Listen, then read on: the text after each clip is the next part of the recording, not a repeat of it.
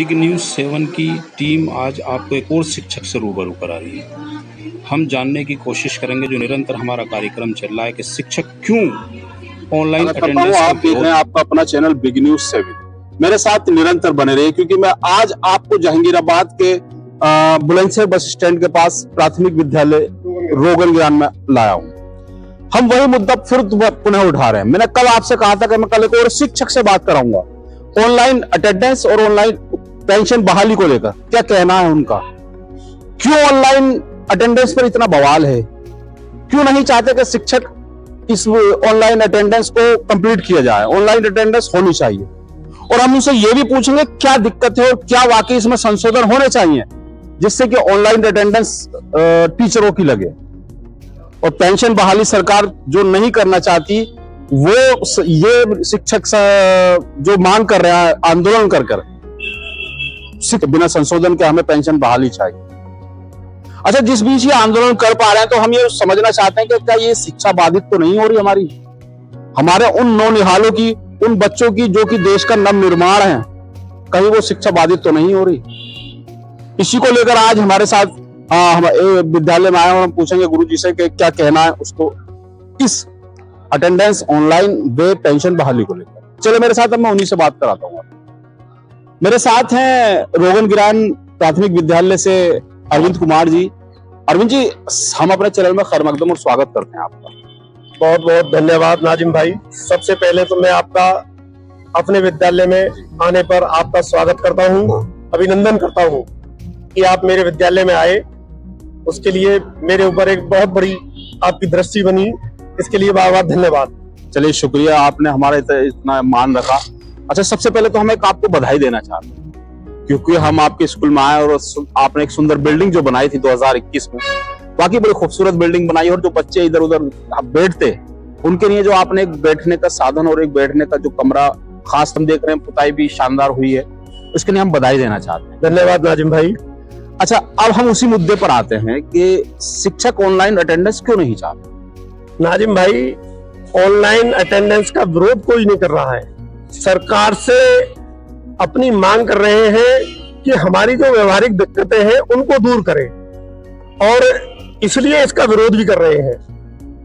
हमें केवल 14 CL ही मिलती है अपने पूरे वर्ष में, 12 महीने में। उस पूरे 14 CL में हम चाहे छुट्टियों में बिता लें, अपने किसी रिश्तेदार की मृत्यु में चले जाएं, परिवार में कोई शोक मना ले, या कहीं अन्य उन्हीं में करना है।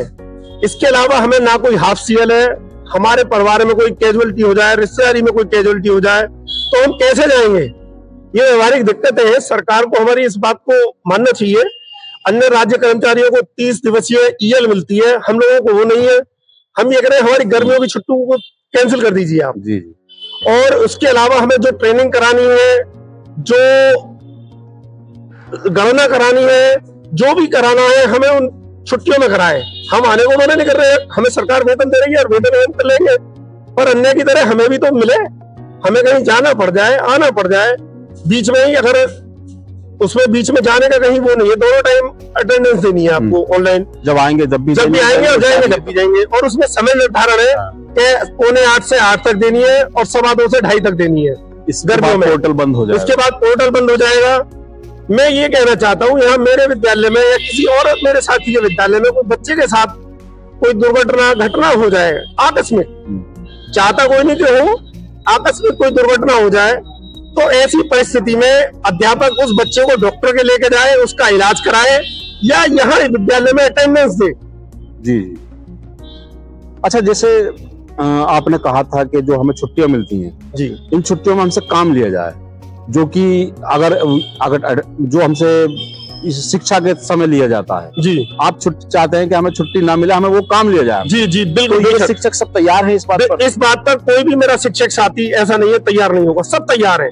वो ये कह रहे हैं हमें 30 EL मिले, उन्हें हम अपने हिसाब से जब हमें आवश्यकता हो तब हम उसका इस्तेमाल करें। अच्छा, आपका कहना यह भी है कि जैसा मैं बात हो पा रही है शिक्षकों से कि ऑनलाइन अटेंडेंस का हम विरोध नहीं करते, ऑनलाइन अटेंडेंस में जो पोर्टल की बंद होने की स्थिति है उसको भी खत्म किया जाए तब भी हम राजी हैं, ऐसा भी नहीं। हमारी मांग इससे कम पर नहीं है। जो हमारे उत्तर प्रदेश प्राथमिक शिक्षक संघ के प्रदेश अध्यक्ष हैं, आप भी शायद पूर्व में नगर अध्यक्ष रहे। हाँ, मैं वर्तमान में भी नगर अध्यक्ष हूँ नगर क्षेत्र का। जी जी। तो मेरा उनका आह्वान है कि हमें 30 CL, हाफ CL और 14 CL और इसके अलावा उस पोर्टल में जो व्यवहारिक दिक्कतें हैं उनको दूर किया जाए और हमें कोई भी अटेंडेंस देने में दिक्कत नहीं है। अगर मान लो कोई आदमी, चलो मैं तो नगर का ही रहने वाला हूँ, नगर में ही मेरा पोस्टिंग है, मेरे दूर दराज के मित्र जाते हैं, उन्हें 1 मिनट वो अगर लेट हो गया तो वो पोर्टल छुट्टी नहीं लेगा, उनकी अटेंडेंस शॉर्ट हो जाएगी। भाई मानवीय तो दृष्टिकोण होगा ही। मान लो रास्ते में किसी मेरे साथी अध्यापक का एक्सीडेंट हो जाए, मेरा साथी उसे देखेगा ही नहीं। कभी भी हो सकती है भाई, आकस्मिक दुर्घटना तो कहीं भी हो सकती है। तो मैं उसे छोड़ के आऊंगा क्योंकि मुझे पोर्टल दिया, क्योंकि मुझे पोर्टल नौकरी बचानी है, एक दिन का सर्विस ब्रेक बचाना है। भाई ऐसा आप तो अब तो ये है भाई, सामान्य तौर पे आदमी खंड शिक्षा अधिकारी को अपने, अगर हेड प्रधानाध्यापक है तो खंड शिक्षा अधिकारी को सूचना देते, और सहायक अध्यापक है तो अपने प्रधानाध्यापक को सूचना दे देता, भाई मेरे साथी की दिक्कत हो गई है, मुझे छुट्टी या। और अब तो ये जो पोर्टल है छुट्टी लेने वाला, यही एक अपने आप में ऐसा चल रहा है कि आदमी इस पे छुट्टी लेना युद्ध करने का समान है, अगर उस पर आप डालेंगे। बहुत अच्छी बात कही है गुरुजी ने, सही कहा है कि अगर हम छुट्टी पोर्टल से लेते हैं, क्योंकि अभी तो हम सहायक को बता देते हैं जो हमसे ऊपर हैं, अगर हम ऐसा करेंगे तो हम, अगर मेरे दोस्त, मेरे भाई या किसी का भी एक्सीडेंट हो जाता है, मैं अपनी छुट्टी अटेंडेंस देखूंगा, उसको नहीं देखूंगा, उसको छोड़ के चले जाऊंगा, जो मानवता है हमारी ये शायद खत्म हो जाएगी।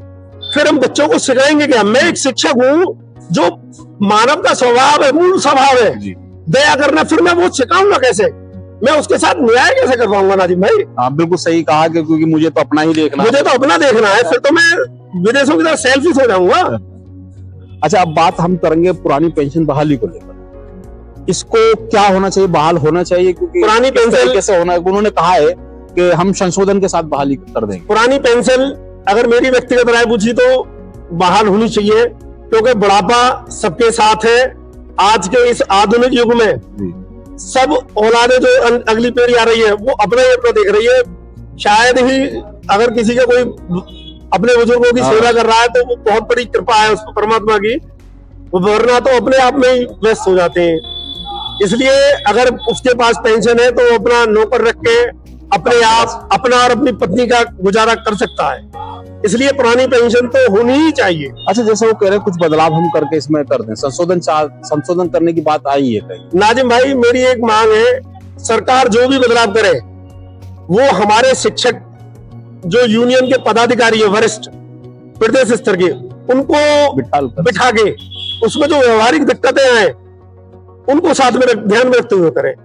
और मैं ऑनलाइन अटेंडेंस के बारे में और अन्य डिजिटल वर्क के बारे में भी सरकार से अनुरोध करूंगा कि हमारी जो दिक्कतें हैं उनको हमसे बेहतर कोई नहीं जान सकता है।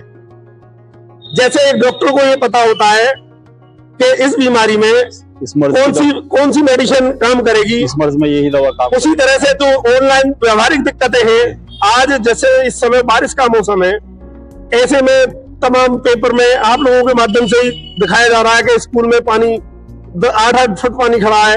ऐसे में उस अटेंडेंस का जो वो लोकेशन कार्ड है उसका क्या करेंगे हम? हाँ, बताया, लोकेशन भी होनी चाहिए। हाँ, वो लोकेशन भी ग्रांट करता है।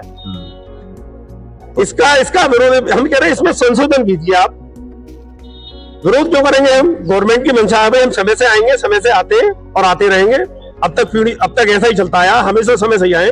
अच्छा, जैसे शिक्षक संघ अलग अलग हैं और सब आंदोलन भी कर रहे हैं, तो क्या इसमें स्कूल की शिक्षा बाधित नहीं हो रही है? नाजिम भाई, हमारा जो राजनीति नहीं कर रहे हैं, हमारा जो आंदोलन है वो अभी तक, चाहे कोई भी शिक्षक संघ है, वो सब 3 बजे के बाद जब विद्यालय की शिक्षा का समय समाप्त हो जाता है और बच्चे और हमारा समय भी ड्यूटी का खत्म हो जाता है, हम तब उसके बाद में पहुंचकर माननीय जिलाधिकारी के द्वारा या जिलाधीश शिक्षा अधिकारी के द्वारा या अन्य माध्यमों से अपना विरोध दर्ज प्रदेश के ऊपर बैठे हुए, उच्च पदों पर बैठे हुए लोगों तक पहुंचा रहे हैं। अच्छा, एक और बात देखी है मैंने, जैसे मोबाइल से सारा काम हो चुके हैं, टेबलेट से सारे काम हो चुके हैं। अगर आप करते हैं, मैं आपके पक्ष में ही बात रख रहा हूँ, ये हम दूर से देखते हैं तो हमें ये लगता है कि आप मोबाइल चला रहे हैं।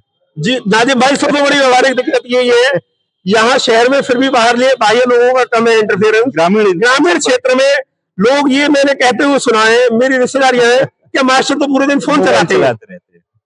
लेकिन भाई मैं ये कह सकता हूँ, अपवाद हो सकता है, ऐसा तो बहुत जगह देखा गया है कि कहीं मीटिंग चल रही है तो अन्य उच्च अधिकारी भी जो मोबाइल में अन्य पिक्चर देखते हुए उनमें कैद हुए, उनमें पकड़े भी गए, चाहे वो माननीय है या मेरे अन्य समाज के जितने भी अधिकारी हैं वो होंगे। अच्छा, आपकी नजर में क्या संशोधन होना चाहिए? ऑनलाइन अटेंडेंस, आप सरकार क्या बदलाव करे ऐसा जिससे कि आप सब लोग ऑनलाइन अटेंडेंस पर काबिज हो जाए? सबसे पहले शिक्षकों को के द्वारा जो मांगे हैं उनको सरकार मांगे। हमें शिक्षा के अलावा अन्य कामों से मुक्ति मिले, क्योंकि अन्य काम भी इतने हो जाते हैं अब जब से ये ऑनलाइन आई है। हमें ऑफलाइन भी करना है और ऑनलाइन भी करना है। ऑफलाइन भी हमारे पास रिकॉर्ड आप देख सकते हैं नाजिम भाई, पूरी फाइलें मेरे पास रखी हुई है। ऑफलाइन भी रखनी है, ऑनलाइन भी करनी है, तो इसमें समय लगता है। चलिए, तो मेरे साथ अरविंद कुमार जी जो बता रहे थे कि शिक्षा अटेंडेंस के, ऑनलाइन अटेंडेंस का विरोध में नहीं है। ऑनलाइन अटेंडेंस हम चाहते हैं, लेकिन हम उसमें बदलाव चाहते हैं, और बदलाव भी हमारे जो शिक्षक संघ के जो बड़े प्रदेश स्तर के मतलब प्रदेश स्तर के पदाधिकारी हैं वो सब उसमें मौजूद होने चाहिए। मौजूद इसलिए होने चाहिए क्योंकि सब कुछ उन्हें ही पता है व्यवहारिक दिक्कतें क्या क्या आएंगी और किस तरीके से उनको झेला जाएगा, ये सारी चीजें उन्हीं को पता है। बंद एसी के कमरों में अगर इस तरीके के निर्णय लिए जाएंगे तो इसका शिक्षक संघ विरोध भी करता रहेगा। शिक्षक संघ ने हमेशा गलत कार्य का विरोध किया है किसी भी सरकार में, और विरोध कर रहे हैं और करते रहेंगे। मैं आपको व्यवहारिक दिक्कतें बताता हूँ। मैं बीएलओ हूँ, मुझे माननीय एसडीएम साहब ने बताया कि बीएलओ की मीटिंग है चुनाव में, और ये सभी को बताया कि जब चुनाव आयोग कार्य करता है तो वो किसी को नहीं सुनता है। और मुझे यहाँ से मीटिंग के लिए 1 बजे ऑर्डर दे दिया कि आपको 1 बजे मीटिंग है वहाँ, और लिखित में आदेश आया ग्रुप के माध्यम से ही, और हमें 1 बजे वहां पहुंच गए। तो मेरी अटेंडेंस कैसे लग पाएगी? मैं भी हूँ और मेरा साथी भी है जो शिक्षा मित्र है, वो भी बीएलओ, दोनों को जाना है।